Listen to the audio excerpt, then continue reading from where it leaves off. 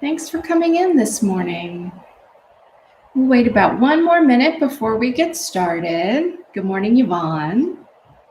I'm so happy when a person puts something in the chat box. You don't have to.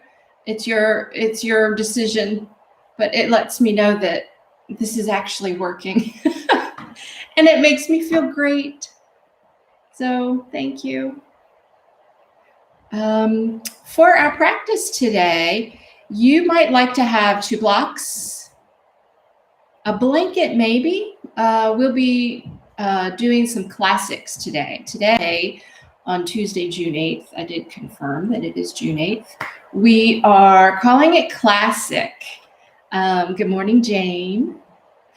I woke up feeling a little rattled this morning, like I sometimes do. I was traveling over the weekend, and sometimes when we leave and then come back, we see so many things that need to be done or things that weren't done. We just have fresh eyes, which can be really helpful and really motivating. Sometimes it can be a little overwhelming. So I actually woke up, believe it or not, this is what happens in the world of yoga once you really go there. I woke up thinking of a word, papancha, which is from the Pali language, and it basically means a proliferation or a riot of thoughts that layer and build upon themselves. We have an initial sensory input, whether it's looking outside at a tree or some color or some sound that just arrives in our brain as pure data, and then we start thinking about it, and the thinking begins to loop on itself. Good morning, Susan. Papancha. You might even try saying it out loud, papancha, because it captures to me that sensation of just our propensity of the imagination to begin to layer upon itself. I look outside, I see a tree, and I think, oh, what a beautiful tree, but it's going to need pruning soon. Who's going to prune the tree? How much does it cost to prune the tree? Maybe I could do it myself, but no, I might get hurt. What happened last time I got hurt? And you begin to see papancha is really what our brains do. It is a little bit like hearing or seeing.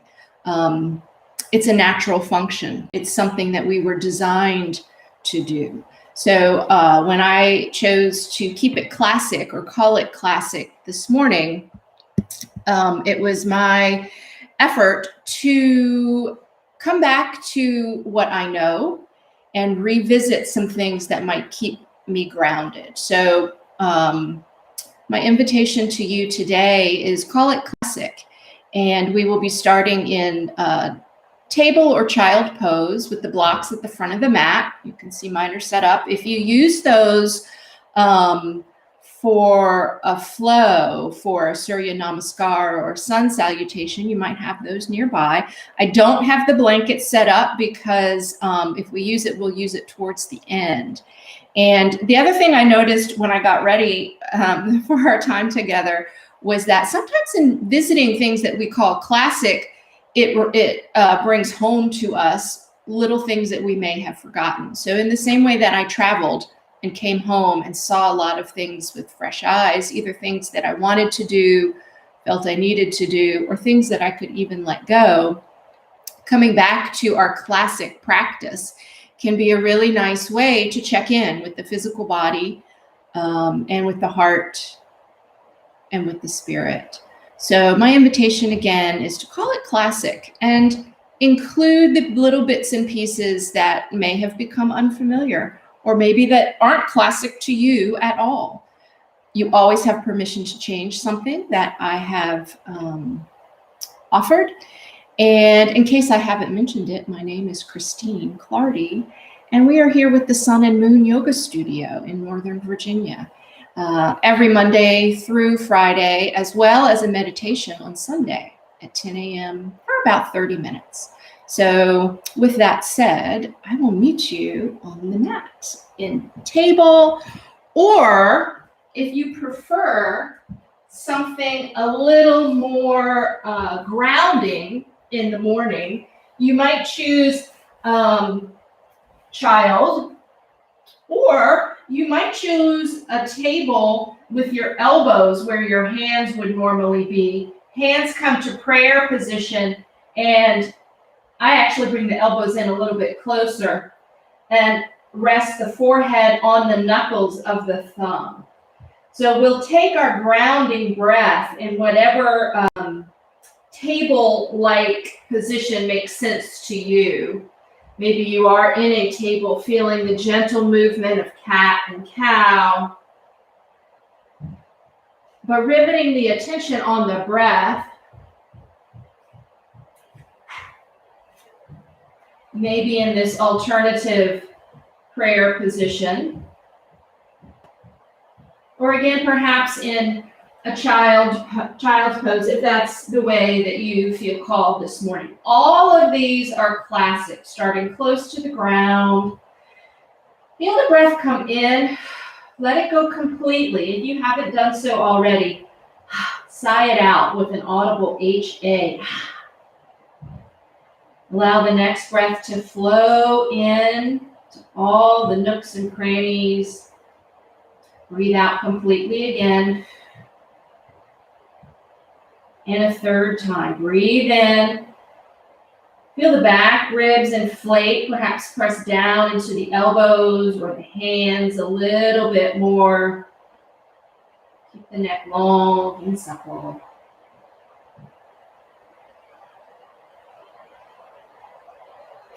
From here, we'll be rising up into down dog or some version of it. So you might walk the hands away from your table a little bit and keep the fingers spread wide, the hands at least shoulder width apart to give some nice foundation underneath the shoulders as we scoop underneath, curl the toes under, and lift the hips back and up. Really to that place where the wall and the ceiling meet, keeping it classic. And I just suggested a down dog shape. I didn't say that. That's the invitation here. Wiggle it out. Let this just be a down dog shape. So we're keeping it classic, but just with your movement. So if you feel a little bit of walking the dog, or if you're in more of a upright triangle shape, up high on the toes, and the weight of the body more forward, that's cool. We're wiggling into some movement here, kind of sneaking in the combination of a natural instinctive movement and also something quite disciplined and standardized. Standardized being the Adho Mukha Shavasana or downward dog pose. And instinctively just, again, moving, letting the breath bring you into some walking, rolling shoulders, whatever the case may be. Staying in tune with the breath. And then when you feel ready, on an inhale, lift the heels up high if they aren't already. Bend the knees a little bit and walk yourself to the front of the mat. We'll be walking into ragdoll, so keep the legs nice and bent. The blocks are here. We floor up to us. The yoga comes to us. We don't seek around and stretch and reach and create contortions for the yoga. We use the props. So the yoga comes to us. We're here in ragdoll. Loosen the head. Let the low back feel broad. Kidneys wide, spreading out from each other. And we'll be rolling up slowly. So keep the head relaxed. Inhale as you come up. Use your shins and your thighs if you'd like. Rolling up, chin is tucked. One vertebra at a time. And then we begin to feel the shoulders roll up and back. Scapula going down the back of the body. Then lifting through the back of the head. Little weight into the back of the heels. Shoulders relax completely. Maybe rotate the palms forward until we come up into a full Tadasana.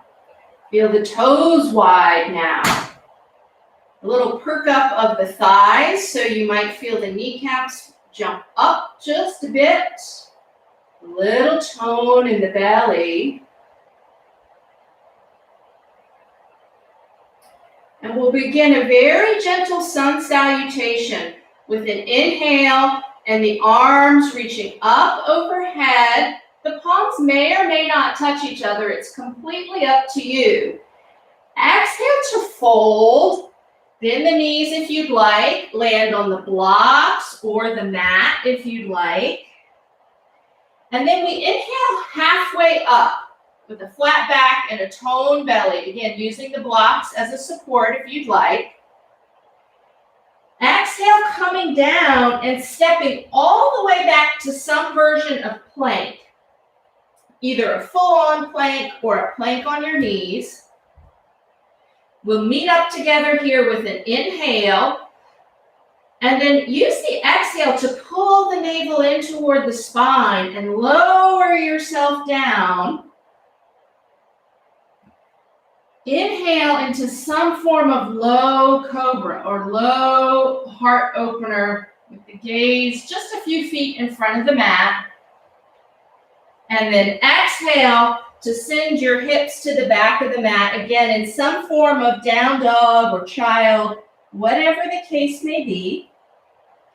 We'll take a moment to meet up here. Breathe in, breathe out. And then inhale, lift the heels high. We'll walk ourselves forward again. Now we've come into this ragdoll shape. We come up a little bit more quickly this time, kind of knowing where we're going. Still rolling up. And the roll up includes this lovely inhale with fingertips sparking up to the ceiling. And then exhaling down the midline. Hands, thumbs right at the heart center. We'll do the same sun salutation again. So inhale, hands reach up. Exhale, fold. I'm going a little slowly here, so you might be going a little more fast. Inhale, halfway up. This is like a tone, kind of really have a little strength in here moment. Exhale, and as you exhale, step back. Lots of steps, or even a jump, whatever, to a plank. High plank, low plank on the knees. Inhale. Exhale to lower down. Inhale, lift the heart. Let it shine up toward the front of the mat. A little tiny tuck in the tailbone, pressing the big toenails down. And then exhale to push down into the mat and send your hips behind you. Down dog, or you may have sent yourself back to child. Take a breath, which includes an in and an out. And then on an inhale, lift the heels, walk on forward. We end up in this foldy shape. And we inhale as we push down into the feet, unrolling. Starting to lift all the way up, pinkies leading the way, exhaling, heart center. Inhale, reach up. Exhale, fold. Inhale, halfway up. Exhale, we're moving back to the plank, whatever that is for you. Lowering down, inhaling, peeking the heart out and up and forward.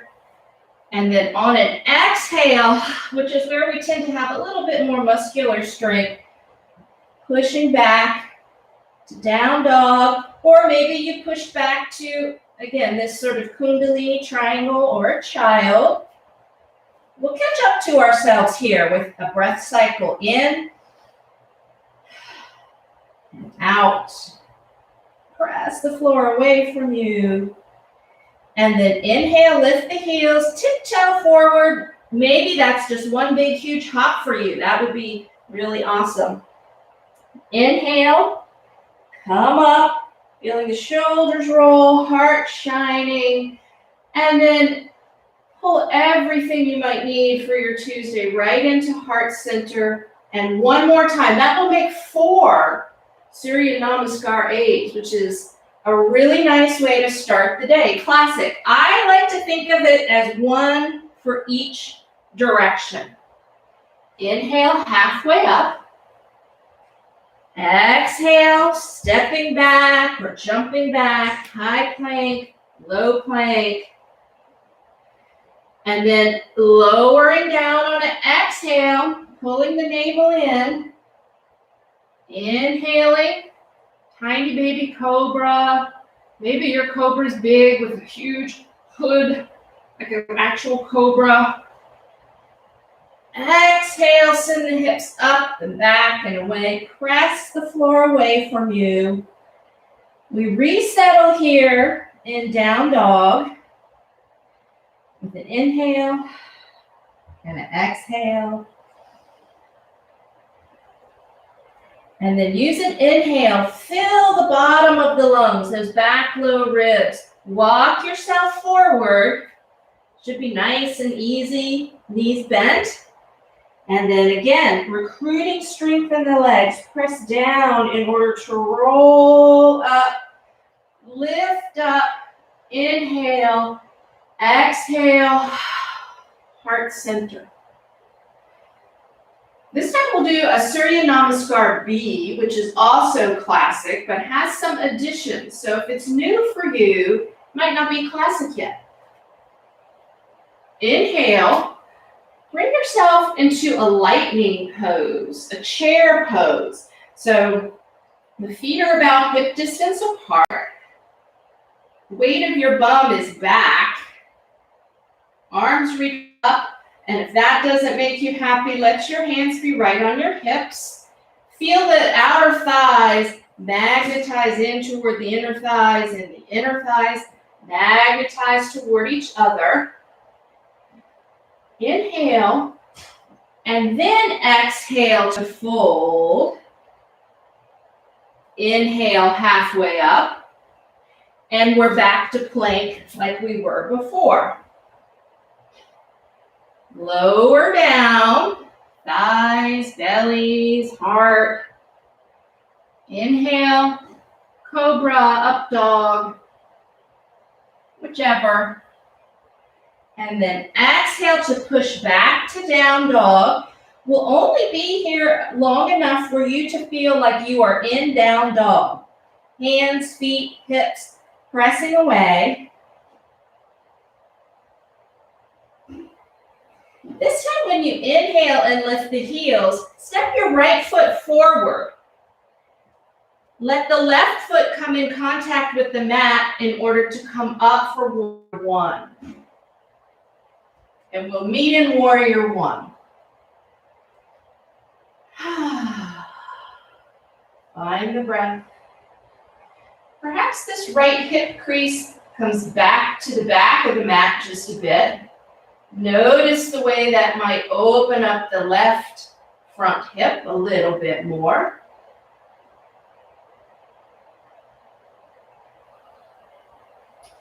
And then with an inhale, let the arms come nice and wide. Find the mat or your blocks.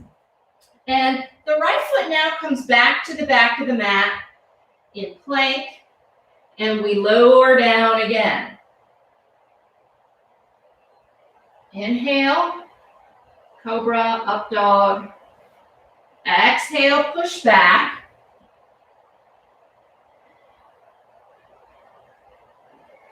Use an inhale to get some height here, and then exhale the left foot forward this time.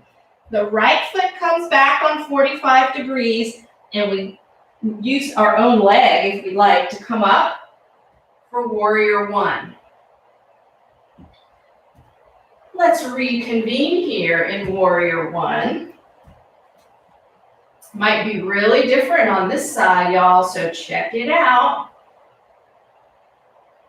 See about the left hip crease? Just a 1/2 inch coming back. Notice the way that reorients the whole entire right front hip. So as hip flexors moving in tandem here, like you were moving reins on a horse, perhaps, the whole carriage follows along. Let's inhale with some height in the back heel. Exhale, hands finding the block or the mat. Left foot goes back to meet the right and lower down, whatever way suits you at this point.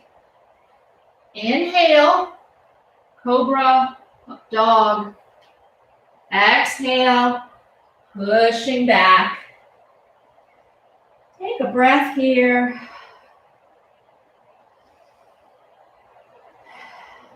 And then lift both heels. We'll be walking to the front of the mat now.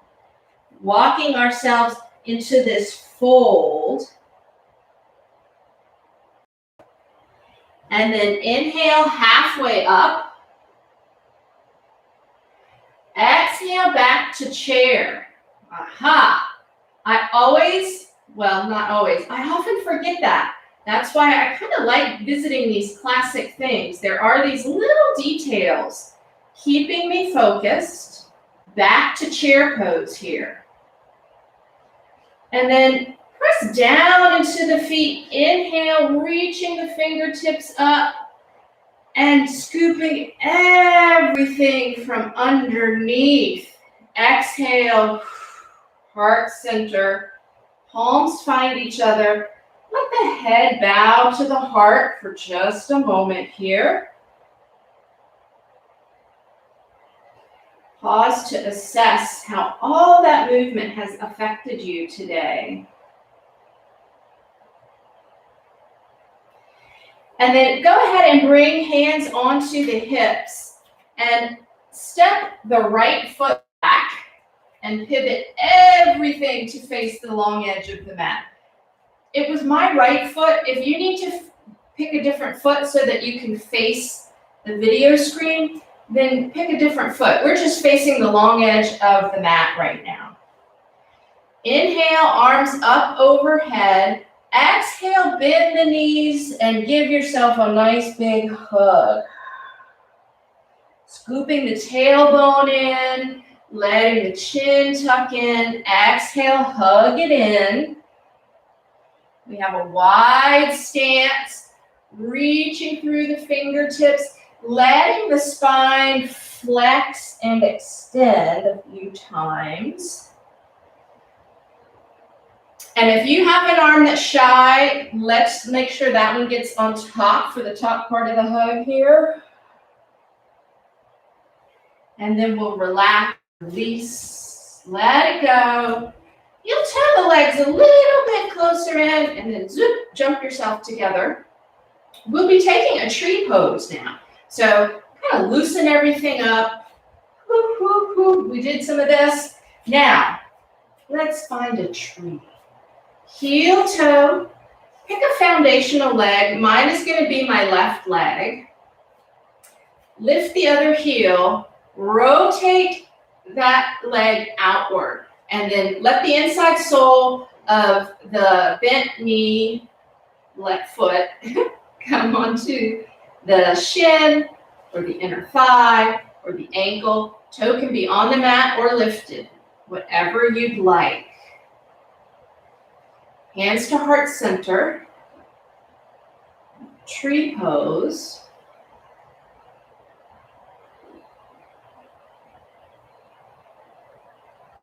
It can be very effective to find a drishti. Drishti is a still point, so perhaps not my image on your screen, but something that doesn't move. And once you are riveted with your eyes on that drishti, perhaps the tree can grow with branches, lifting. You can play around with moving the drishti.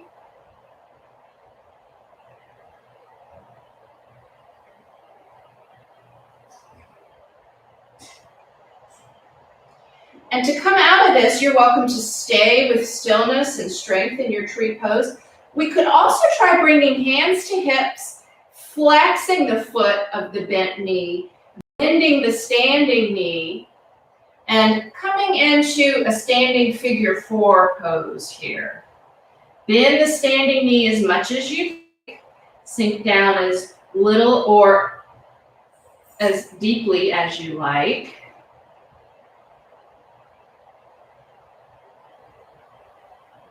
And then we'll press down and come on out of it. The standing leg, give it some love. Rotate in, rotate externally.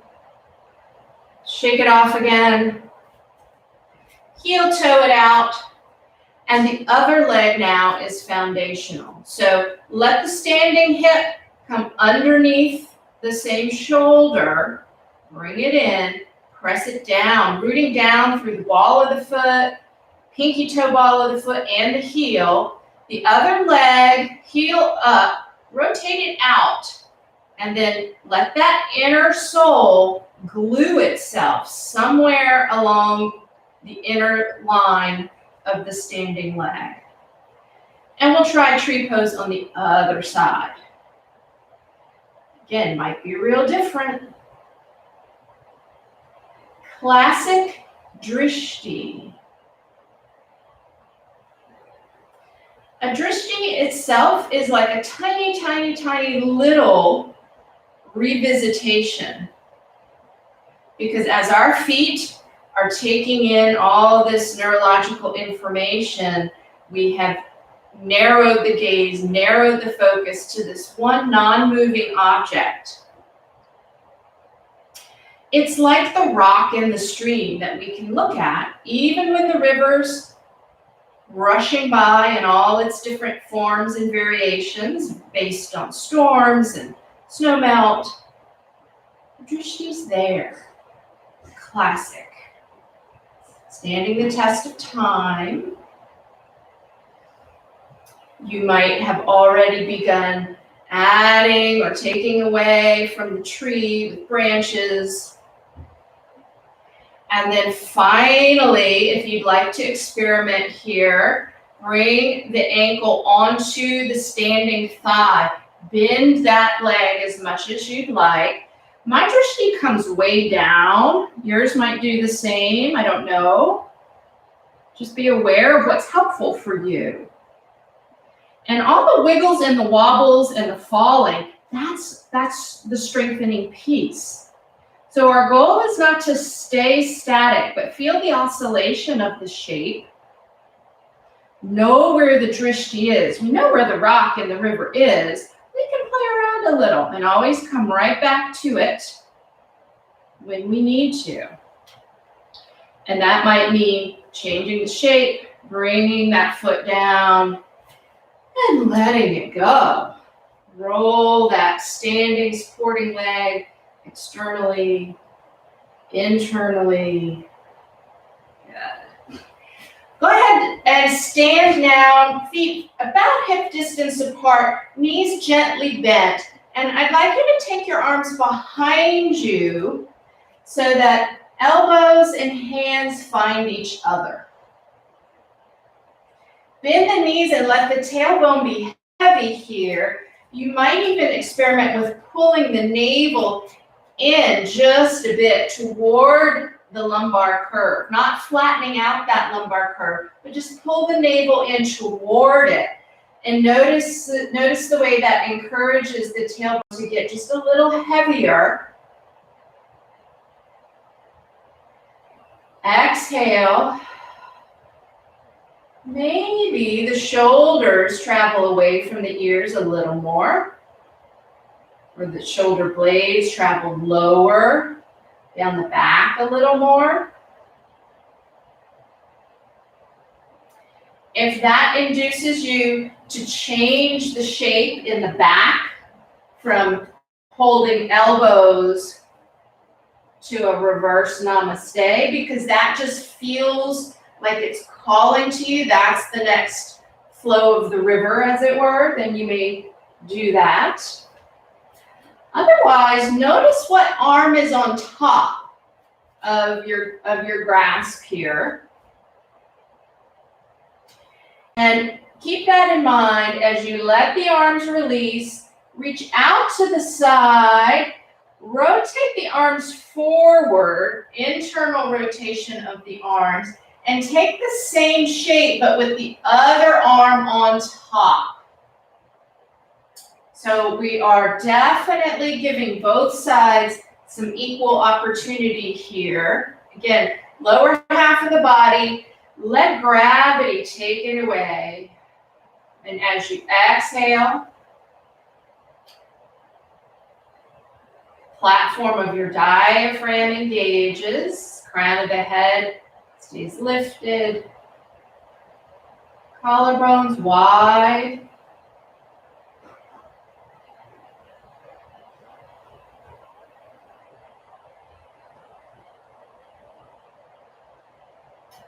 Find an inhale.